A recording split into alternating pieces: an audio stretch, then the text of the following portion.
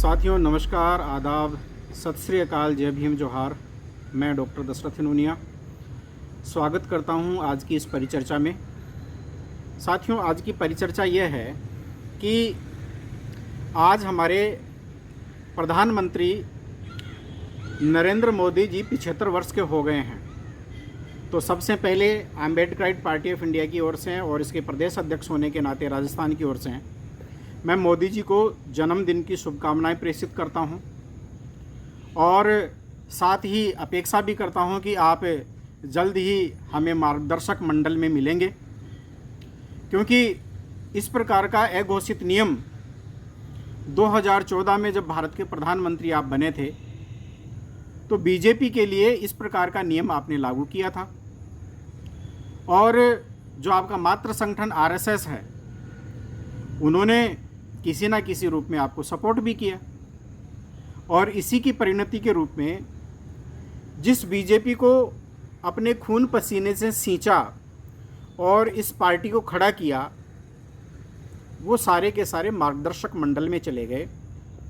जैसे कि लाल कृष्ण आडवाणी है, मुरली मनोहर जोशी है, अटल बिहारी वाजपेयी है, राजस्थान से जो है जसवंत सिंह जसोल है और बिहार से यशवंत सिन्हा है। ऐसे बहुत सारे जो लोग जो 75 वर्ष के हो गए, उनको मार्गदर्शक मंडल में डाल दिया गया या वो चले गए। और ये एक तरह से अघोषित नियम बना कि भाई जो 75 वर्ष की आयु प्राप्त कर लेता है, अब उसे सक्रिय राजनीति के बजाय मार्गदर्शक के रूप में काम उन्हें करना चाहिए। और इस कड़ी में बहुत सारे मुख्यमंत्री जो है उनका भी नंबर आया।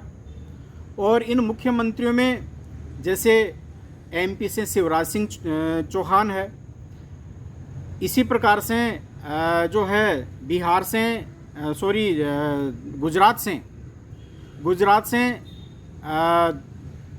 विजय रूपाणी, जिनकी विमान हादसे में जो है मौत हो गई। हालांकि ये बहुत बड़ा अपने आप में सवाल है, वो संदेह भी है कि उनकी मौत किस प्रकार से हुई, प्लेन क्रैश की वजह से। और वहाँ की जो बिहार की गुजरात की मुख्यमंत्री आनंदीबेन पटेल, जिनको बाद में जो है वो राज्यपाल बनाया गया, अभी जो है वो विद्यमान है। तो इनको मार्गदर्शक मंडल में डाला गया। अब चूँकि मोदी जी भी 75 वर्ष के हो गए हैं, तो क्या स्वतः वो मार्गदर्शक मंडल में जाएंगे या आरएसएस प्रमुख मोहन भागवत जी मोदी जी को मार्गदर्शक मंडल में भेजेंगे? हालांकि एक तरह से अभी मोहन भागवत, मैंने अभी थोड़े दिन पहले एक वीडियो बनाया था कि क्या मोहन भागवत जी जो है वो थूक कर चाट गए हैं अपनी बात से। पहले बार बार में उन्होंने ये कहा था कि 75 वर्ष का जो नियम है वो लागू रहना चाहिए और जो व्यक्ति ये आयु प्राप्त कर लेता है उसे उसमें चले जाना चाहिए।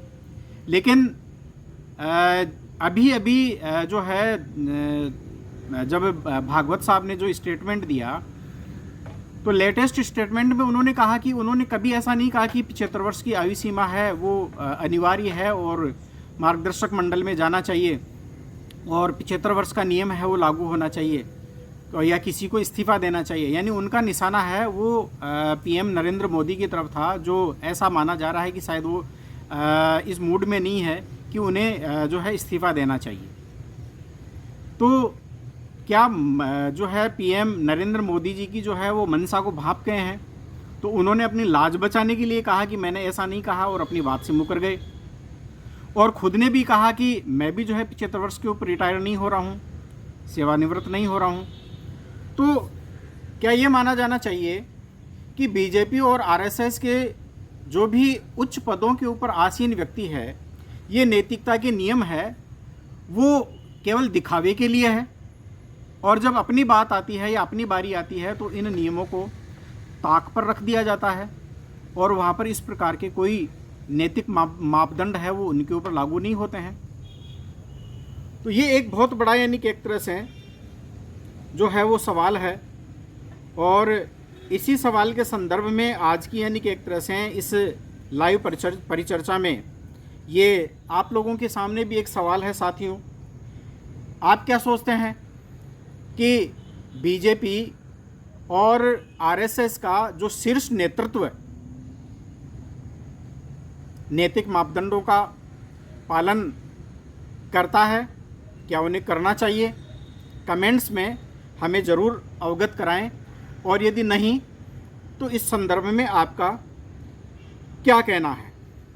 देखिए, जहाँ तक यानी कि एक तरह से मैं मानता हूँ कि मोदी जी आसानी से अपने पद से इस्तीफ़ा देने वाले नहीं हैं, क्योंकि उन्होंने ऐसी फकीरी धारण कर रखी है जिसमें 8,000 का प्लेन और राजाओं जैसी शान शौकत इन्होंने पालकर और लोकतंत्र का बंटाधार किया है। तो वो इस शान शौकत से अपने आप को अलग करना नहीं चाहेंगे। तो मुझे नहीं लगता कि जो है मोदी जी जो है वो रिटायर होंगे, और भागवत साहब हैं वो भी रिटायर होंगे, ऐसा मुझे नहीं लगता है। हालांकि उस समय आरएसएस के द्वारा, बीजेपी के द्वारा ये कहा गया था कि जो युवा चेहरे हैं उनको आगे लाया जाएगा, और इससे यानी कि एक तरह से पार्टी में एक जोश आएगा, एक नई ऊर्जा है उसका संचार होगा। लेकिन अब यही जो बात है वो बदल गई है, क्योंकि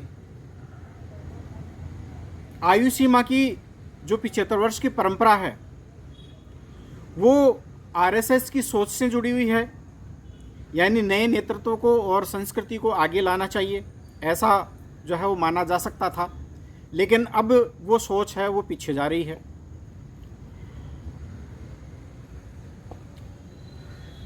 जब लालकृष्ण आडवाणी को, मुरली मनोहर जोशी को और अटल बिहारी वाजपेयी को और दूसरे अन्य वरिष्ठ नेताओं को जो मार्गदर्शक मंडल में भेजा गया था, तो इसमें आरएसएस की सहमति थी। लेकिन अब जो है इस पीढ़ीगत बदलाव का जो है आरएसएस समर्थन नहीं करके और उससे मुकर रहा है, यह भी यानी कि एक तरह से वो देखा जा सकता है।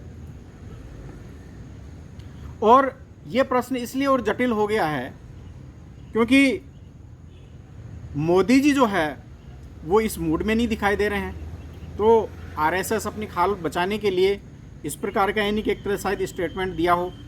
हालांकि हमारी शुभकामनाएं हैं कि जब तक मोदी है, मोदी साहब जो है वो उनकी सरकार चल रही है, बैसाखी के सारे पर जितनी चल सकती है वो चलाएं।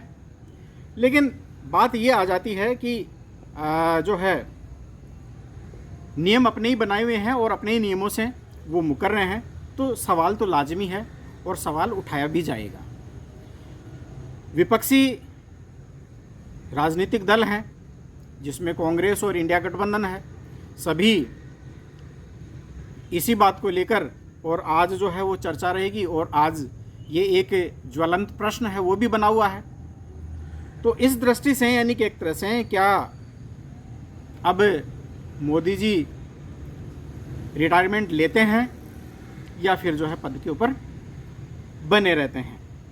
और यदि ऐसा होता है और यदि मोदी को छूट दी जाती है तो निश्चित रूप से जो है ये सवाल उठेगा कि ये नियम जो है केवल चुनिंदा लोगों के लिए ही था और बाकी मोदी जी के ऊपर और इनके ऊपर ये नियम है वो लागू नहीं होता है। इससे एक बात और सिद्ध हो जाएगी कि धीरे धीरे अब आरएसएस का जो प्रभाव है वो बीजेपी पार्टी है उसके ऊपर से घट रहा है, और कहीं ना कहीं पर बीजेपी के ऊपर आरएसएस की जो कंट्रोल की जो क्वायद है वो कमज़ोर जो है वो मानी जाएगी। और साथ ही साथ ये भी कहा जा सकता है कि बीजेपी का जो मौजूदा जो ढांचा है वो आरएसएस की जो सामूहिक नेतृत्व परंपरा रही है वो उससे हटकर व्यक्ति पूजा या कल्ट पॉलिटिक्स की तरफ है वो जाने का आक्षेप है वो निश्चित रूप से लगेगा यदि आज मोदी जी जो है वो रिटायरमेंट नहीं लेते हैं। और भागवत साहब के ऊपर जो है वो निश्चित रूप से यानी कि एक तरह से ये भी आक्षेप लगेगा कि वो इस संतुलन को बनाए रखने में नाकाम रहे हैं। इसलिए आज के संदर्भ में भागवत साहब की जो है भूमिका है वो निर्णायक हो सकती है। वो सीधा आदेश तो हालांकि नहीं दे सकते, बल्कि संकेत और वैचारिक दबाव के जरिए जो है वो बीजेपी को प्रभावित कर सकते हैं। लेकिन ऐसा होता हुआ दिख नहीं रहा है भागवत साहब, ये भी मैं आपको कहना चाहूँगा। और अब क्या आरएसएस है वो अपनी 75 वर्ष की रिटायरमेंट की परंपरा पर अडिग रहेगा या ये परंपरा टूट जाएगी?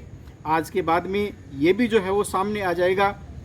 और इन्हीं बातों को देखते हुए यानी कि एक तरह से अब भविष्य के गर्त में होगा कि हमारे मोदी जी जो है वो कब मार्गदर्शक मंडल में जाते हैं या फिर जो है सत्ता से चिपके रहते हैं। साथियों, आपको ये आज का विश्लेषण कैसा लगा आप कमेंट्स करते हुए हमें ज़रूर अवगत कराएं। यदि आप हमारे विचारों से सहमत हैं, आप संविधान, सत्य, विज्ञान, मानवता, मानवाधिकार और अंतर्राष्ट्रीय कानून में विश्वास करते हैं, कॉस्मोफेमिनिज्म विश्वास करते हैं, आप विश्वास करते हैं ज्ञान, विज्ञान, मानवता, इक्वलिटी, लिबर्टी और फ्रेटर्निटी और जस्टिस में, तो आप अम्बेडकराइट पार्टी ऑफ इंडिया से ज़रूर जुड़ें। और जिस रूप में भी आप पार्टी को तन मन धन से सहयोग दे सकते हैं आप ज़रूर दें। साथ ही साथ मैं अपील करना चाहूँगा कि आप इस वीडियो को जो है वो लाइक करें और हमारे चैनल को सब्सक्राइब करें और इस वीडियो को ज़्यादा से ज़्यादा पहुँचाने के लिए ज़्यादा से ज़्यादा इसे शेयर करें। बहुत बहुत धन्यवाद।